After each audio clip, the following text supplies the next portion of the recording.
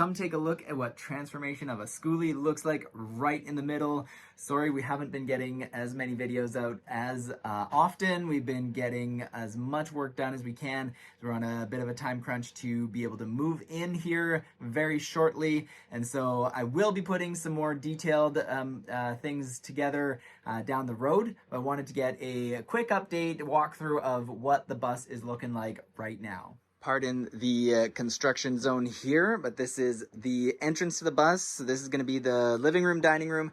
We're having the L-shaped living room and kitchen and this whole space. We're going to have a couch that comes up here and backs onto the kitchen counter there. We're going to have a second small couch facing there. We'll have a table that can be removed in the middle. We're going to put a little miniature wood stove right in this spot by the entrance so it can keep this whole living room nice and toasty warm. It will come down the middle, and then the hallway will kick over to the side here. Here we've got our kitchen in a U shape. Again, big construction zone at the moment.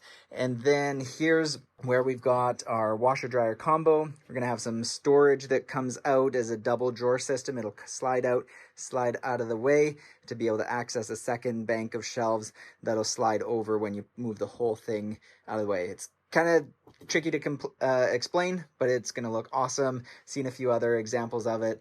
Very excited to put that together. And then we've got our electric stove, and everything's electric. We're going to be running full solar and battery and electric for everything, just so that we have one less item to have to worry about with propane. And then we've got our kitchen sink here, our hot water tank. This is the Kuma water tank. It hooks up to the coolant system of the bus. So when the bus is running, it'll heat up 20 gallons of hot water. And then it also has an electric backup. When we're not running the bus, it can still heat that water there.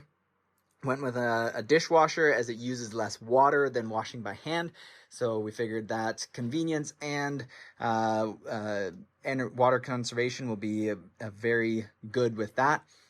And then again, a full electric fridge, condo size. And then I really like this U-shape kitchen, getting it out of the way so that when we're in the kitchen here, people can go back and forth in the hallway from the back to the front and not be going right through the kitchen space. So this is our space here. We're going to have some upper cabinets that'll go up the side here and above the fridge for, again, more pantry storage, that kind of stuff.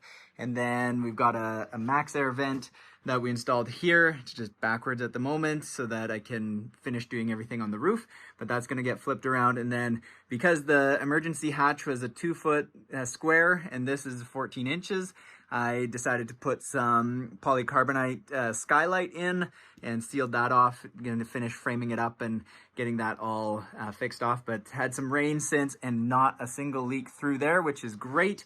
Just going to finish framing it in once we get the ceiling here in place. And then coming down the hallway, we've got our emergency door and then our first bathroom here. Building a custom shower. It's going to be having some cedar lining around it, just building the waterproofing space for the floor and halfway up the walls to make sure that that stays nice and sealed and tight. Got the plumbing down from there all the way over to the washer dryer. Got to hook up the sinks next. And then we're going to have a small sink here, and then building a composting toilet that's going to go in this spot. It's going to connect up. We have a urine diverter, connect into the sink drains and down, and just have the composting mechanism inside the bucket here. So it can be fully removed or be able to get cleaned out as needed. And then coming to our bedroom in here, we've got the bed raised up.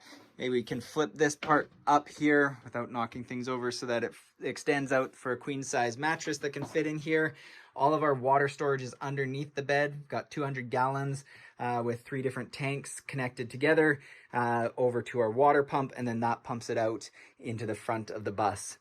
Here we've got some more cedar wall as a headboard, and then a skylight hatch that pops out, a marine grade skylight, and being able to lock that, access to the roof and everything like that through that hatch, which is great. And then we come over to this side. This is going to be the second bathroom. There'll be another toilet and sink here. our battery and electrical. The inverter that I'll show you in a second is going to go up on the wall here, and then we'll have our electric box and breaker box right to the side. All of our electrical run out of there. We've got the batteries here. We'll put in a shore connection right through the wall here for all of the electrical plug-in if we have access to that. Again, our solar should be enough to cover everything, but we'll take it one step at a time, see how well this works with the two batteries here. And then we've got an all-in-one inverter. I've seen some reviews on this one.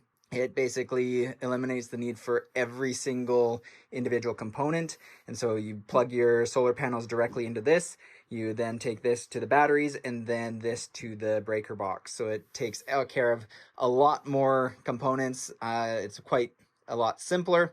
It has a two-way output, so it can handle the 240 for the electric stove and then the 120 for the rest of the regular electronics. So this should be a great simple aspect. I know some people like to completely split everything up and do it completely custom, and there's even ones that are even more compact and all included. But I feel like this is going to be a great in-between where it gives us some control, some flexibility, add more batteries and all of that, but at the same time have the simplicity of an all-in-one. So I'm looking forward to getting that hooked up and seeing how that works with everything plugged into it. Then we go down the hallway to the back of the bus, to the girls' room. I started putting some of the ceiling panels, just need to finish fitting them and gluing and screwing those to the ceiling ribs. But this is the girls' room in the back here. So we've got 3 bunks up top. We've got one, and then we've got one here that goes all the way down to the end. And then we've got another one here that goes all the way to this wall. Then our youngest is not quite old enough for a bunk and don't have the room up top either. So we built a bed here that can fold down when she needs it, and then it can fold up and out of the way during the day so that when they're in here playing, when they're not outside, they can be having an extra bench space that will keep her bed from being climbed all over. They'll have their closet drawers, some nice deep drawers. It's about 2 feet deep, so we can have all 4 drawers nice and deep. They'll be able to slide right out into the floor space. And then this is the engine under here, so we built a nice bench here where they can play. There's tons of room. I thought it was cramped until 3 of our girls can stand on the bench without hitting their heads, and most of them can even sit up on the back bench here. And then we've got our emergency hatch still access, so we can open that up for fresh air and all of that, and also be able to lock it off at night. And so this is how the bunks all work. There's a metal frames that hold everything in place, and realized after building it, it kind of turned into a floating shelf style floating bunk beds once it was all framed in. And so that is a quick update on the layout of the bus and how everything is looking so far.